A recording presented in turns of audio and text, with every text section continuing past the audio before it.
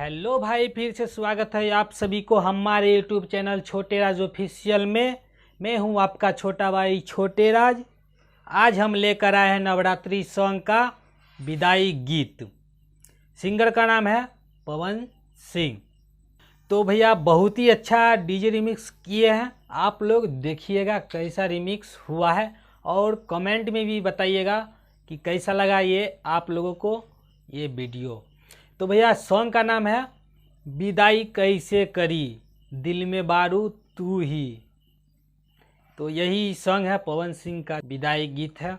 तो चलिए भैया आप लोग जो है वीडियो को पूरा देखिएगा। वीडियो में जो है 3 स्टेप में आप लोगों को पासपोर्ट दिखाया जाएगा। आप लोग जो है वही पासपोर्ट जो देखिएगा वीडियो में, पासपोर्ट वही पासपोर्ट जो FLP प्रोजेक्ट और नो वॉइस सॉन्ग में भी वही पासपोर्ट डालिएगा। उसके बाद जो है FLP project and no voice song open हो जाएगा। हाँ, एक बात और भैया, अगर आप अभी तक हमारे चैनल को सब्सक्राइब नहीं किए हैं तो प्लीज़ सब्सक्राइब कर लीजिए और बेल आइकन घंटी को दबा दीजिए।